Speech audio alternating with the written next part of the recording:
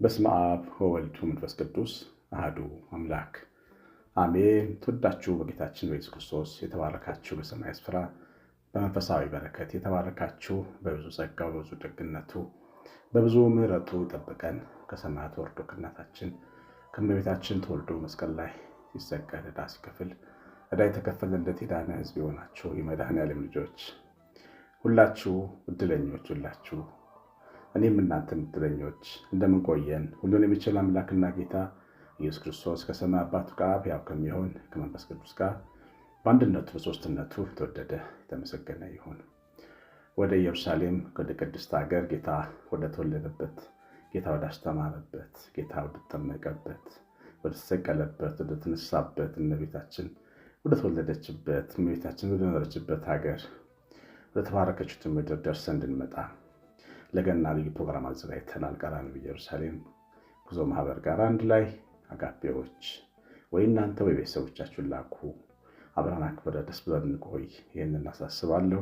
ልዩ ነው። የገና በዓልን ከአንድ ሁለት ጊዜ አክብሬያለሁ። እዛ ሄጄ ጌታ የተወለደበት በረት አጠገብ ቆሞ ገናን ማክበር ምን ማለት እንደሆነ ሊገልጽላችሁ አልችልም። በጣም ትልቅ ነው። በጣም ትልቅ ልዩ ስሜት ያለው በዓል ነው። አስቡበት እስቲ 9114138 ስልኬ ላይ አሳውቁኝ። ቤተሰቦች እግዚአብሔር እናንተ ዘራችሁን ይባርክ።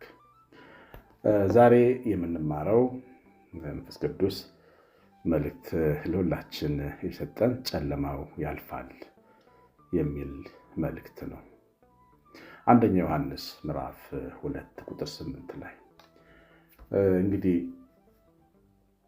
በሕይወት ስርዓት ውስጥ ጨለማና ብርሃን ክረምትና በጋ ተቃራኒ ነገሮች አሉ። ግን ደግሞ ጨለማ ያልፋል። በእግዚአብሔር ዓለም የሚያልፍ ብርሃን የለም። ብርሃን አያልፍም። ብርሃን ዘላለማዊ ነው። አሁን በምንኖርበት ዓለም ብርሃን በራሷ የምታልፍ አይደለች። መሬት ስለምትንቀሳቀስ እንጨልማለን እንጂ ብርሃን እያለፈች በጨለማ የተሸነፈች አይደለም። የጨለማ ባህሪ ማለፍ መሸነፍ ነው። በጊዜው ግን ግርማው ያስፈራል። በጨለማ በጣም ብዙ ነገሮች አሉ።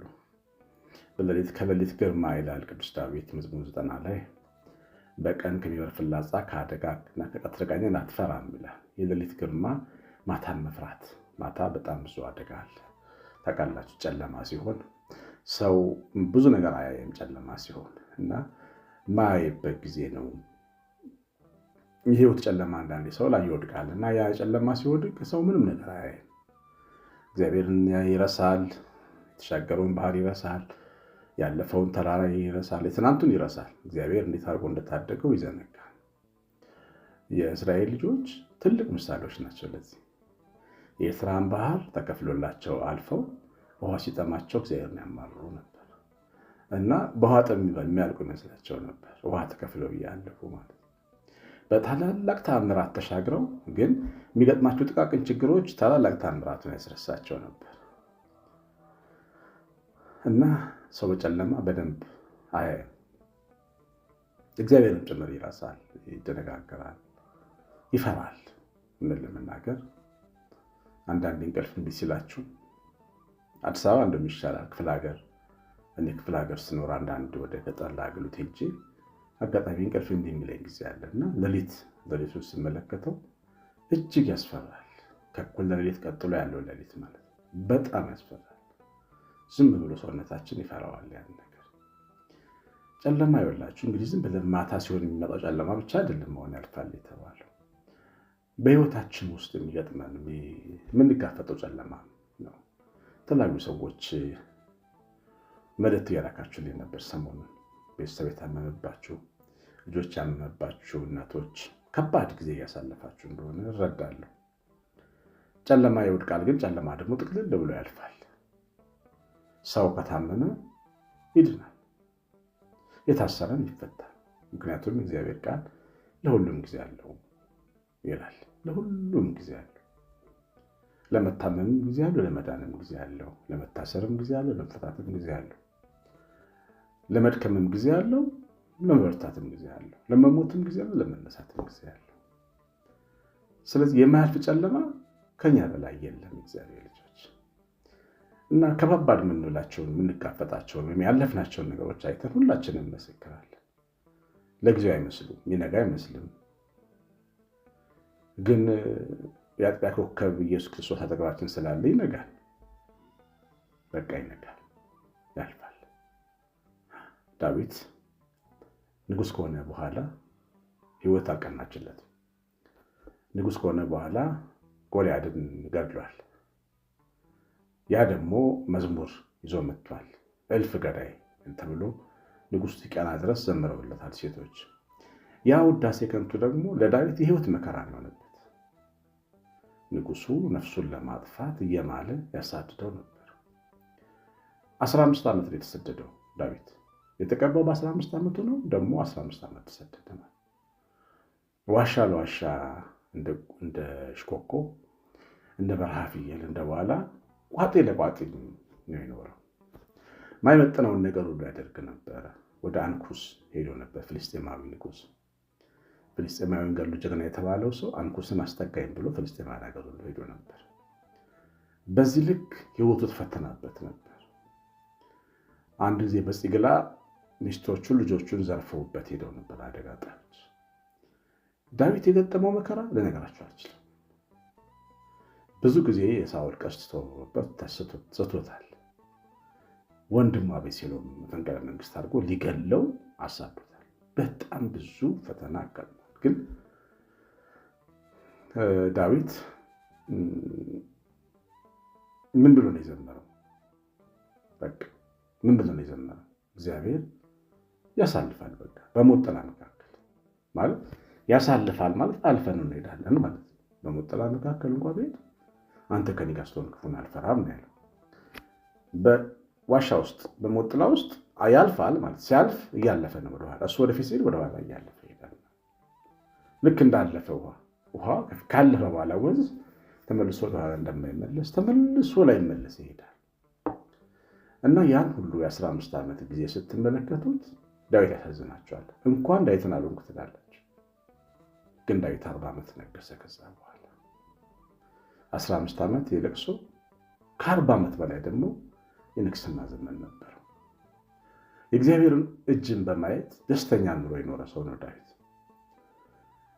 ይኸውላችሁ መከራ ያልፋል። ጌታ ኢየሱስ ክርስቶስ በአዲስ ኪዳን ዓርቡ ሐሙሱ ሌሊት ጀምሮ ከባድ ነበር። በ3 ዓመት ተኩል የማስተማር ጊዜው የነበሩት ጊዜዎች ከባዶች ነበሩ። እንቅልፍ አልባ ነበር። ብዙ አድካሚ አገልግሎት ነበረው። ብዙ ሰዎች ያስተምራል። የ3 የ4 ቀን መንገድ ይጓዛል ባዶ እግሩን።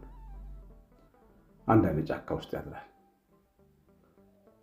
እንጀራ ሳይበላም ሊያድር ይችላል። ሰው ሲፈልግ ጌታ ኢየሱስ ክርስቶስ መድኃኒታችን እንደገና የስቅለቱ ቀን ከዓርብ ጀምሮ እስከ ዓርብ ከሰዓት ድረስ የነበረው ከባድ የመከራ ጊዜ ነበር። እነዛ ጨለማዎች ግን ብዙ አይደሉም። ከ6 ሰዓት እስከ 9 ሰዓት በጨለማ ነበር። ጨለማ አጭር መሆኑን ለማሳየት ነው። እግዚአብሔር ልጆች ሕይወት ውስጥ መስቀላችን ፊት ያለው ጨለማ አጭር ጨለማ ነው።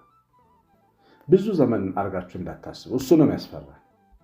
በቃ ለብዙ ዘመን የሚቆይ ይመስለናል። አሁን የሚገጥሙን ችግሮች፣ የገጠሙን ነገሮች ቤታችን ውስጥ፣ ስራችን ውስጥ፣ የስራ ቦታችን ውስጥ ለብዙ ጊዜ የሚቆይ የመሰለን የተቸገር ነው። እኛ መስቀል ላይ የተሰቀልነት ከክርስቶስ ጋር መስቀሉ ፊት ጨለማው ከ6 ሰዓት እስከ 9 ሰዓት፣ ከዛ ብርሃኑ የሚዘላለም ብርሃን፣ ማንም የማይቀርበው ጥላ ሊሆንበት የማይችል ብርሃን ነው። በመዞር የሚደረግ ጥላ የለውም። እንደ ፀሐይም አይደል፣ እንደ መሬትም አይደል። እና ከእግዚአብሔር ጋር የምንሰራ ሰዎች ደስ ሊለን ይገባል። አሁን ያለው ነገር ያልፋል። ስደተኛው፣ መጻተኛው፣ የሰው ሀገር ለምኖ ያደረው ዳዊት ንጉሥ ሆኗል። እጅና እግሩን ታስሮ እንደ በግ የተነዳው ኢየሱስ ክርስቶስ ከሞት ተነስቷል። በቃ ያልፋል። በልጅ ማጣት የተቀጣው አብርሃም የትውልዶች ሺዎች አባት ሆኗል። በስደት ሀገር የተቀጣው ያዕቆብ የትውልዶች አባት ሆኗል። ልጅ ዮሴፍን አይቶ በሰረገላ ግብፅ ሀገር ወርዶ ከብሮ ኖሯል። አያችሁ፣ የሚያልፈው ጨለማ ብዙ መስሏችሁ እንዳታስቡት። ትንሽ ጊዜ ነው ጨለማ። አንዳንድ ሀገር እናንተ የምትኖሩበት ሀገር ታውቃላችሁ፣ በጣም ትንሽ ሰዓት ጨለማ ነው፣ ብዙ ሰዓት ብርሃን ነው። አንዳንዶቹ እንደውም ጨለማ የሌለባቸው ሀገሮች አሉ፣ አይመሽላቸው የሚባሉ። እኛ ሀገር ደግሞ እኩል ለእኩል ነው፣ 24 ሰዓት ነው፣ 12 ጨለማ 12 ብርሃን ነው። ኢትዮጵያውያን ስለ ጨለማ ስንማር የሚመስለን ግማሹ የህይወታችን ዕድሜ ጨለማ የሚሆን ይመስላል። ካለን አየር ጠባይ፣ መልክዓ ምድራዊ ገጽታ ተነስተን ግን እንደሱ ግን አይደለም። የእኛ አንጻራዊነት የሚለካው መስቀሉ ስር በነበረው ነገር ነው። ጌታችን ኢየሱስ ክርስቶስ መስቀል ላይ በተሰቀለ ጊዜ ከ6 ከ9 ጨለማ ወደቀ። በቃ 3 ሰዓት ጨለማ ከ4 ሰዓት። የእግዚአብሔር ልጆች ብሩካን ወይ አሁን ያላችሁበት ነገር ያልፋል። እግዚአብሔር የተናገራችሁ ምን ተሰምታችሁ እንደምትውሉ እናንተ ናችሁ የምታውቁት። ምን እንደተሰማችሁ እኔም እንዲህ አይነት መልእክት ሰምቼ ቆሜ በርትቼ ሄጃለሁ። በደከመኝ ጊዜ በጽኑ እጆቹ እግዚአብሔር ይዞኝ አይዞህ ብሎኝ አቁሞኛል። ልክ እንደናንተ በአንድ ሰባኪ ተናግሮ ግን ሰምቼ አምኜ ወድቄ መሬት ስሜ አምኜ ያንን አልፌያለሁ። እግዚአብሔር እውነት እንደተናገረ እግዚአብሔር እውነት ተናጋሪ ነው። ባሪያዎቹ ጥቁር ይሆናሉ፣ ጎስቋላ ይሆናሉ፣ አጭር ይሆናሉ፣ ቀይ ይሆናሉ። እግዚአብሔር ግን አንድ ነገር በእነሱ አፍ ከተናገረ ውሸት የለበትም። ብሩካን እግዚአብሔር ልጆች የማያልፍ የሚመስላችሁ እንዳለፈ ውሃ ያልፋል። አጠገባችሁ ያለው የምትጨነቁበት የተወሳሰበው ምንም አይነት ጉዳይ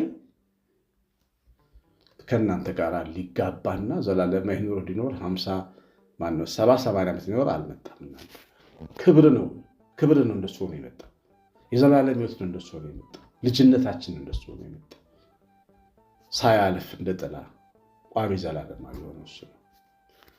ከዛ ውጭ ግን የሚገጥሙን ነገሮች ጊዜያዊ ናቸው። ዮሐንስ ጨለማ ያልፋል፣ ብርሃን ይመጣል። ጨለማ ያልፋል። ለደከማቸው ሰዎች ይህን ትምህርት አካፍሉ። እንዴት ነው የሚያልፈው የሚሉ ሰዎች ያልፋል። እረኛው ይነግሳል። ስደተኛው እስረኛው ዮሴፍ ፕራይም ሚኒስትር ሆኗል። ያልፋል። ባሮች የነበሩ ሀገራቸው ገብተዋል። ከግብፅ ወጥተው ባህር ተከፍሎላቸው ምድረ በዳ ታዞላቸው እግዚአብሔር ጨለማ ያሳልፋል። ሁልጊዜ ጨለማ ታሪክ የለን። እኛ የጨለማው ገዢ ልጆች አይደለንም። ስለዚህ እኛ ዘመናችን ሁሉ ጨለማ ሊሆን አይችልም። በምንም ማንክ ነው የብርሃን ልጆች ነን። ቀና ቀና በሉ ያዘናችሁ ሁሉ ከሃሊው ጌታ ያድነኛል በሉ። እግዚአብሔር ነውና ፍጹም የታመነ እንደተናገረው እንዳለው የሆነ ይላል። አንድ መዝሙር አለኝ ይሰማል። ፍርድ ቢጓደልም የሸረሪት ድር ነው የፈታኝ ጉልበት፣ ሲፈርስ አይተነዋል በእግዚአብሔር ጣት። የብርሃን ልጆች እመኑ በስሙ የልባችሁ መሻት ይሰምራል በቀኑ። ብርሃን ነው የወለዳችሁ። ብርሃን ስለወለደን የብርሃን ልጆች ነን። ጨለማ ቤታችን፣ ኑራችን፣ ልጆቻችን ጋር፣ ሰፈራችን ጋር፣ ትዳራችን ጋር፣ መንፈሳዊ ሕይወታችን ጋር ይሰነብታል ብላችሁ እንዳታስቡ። ሀሳቡ እንዳይገዛችሁ።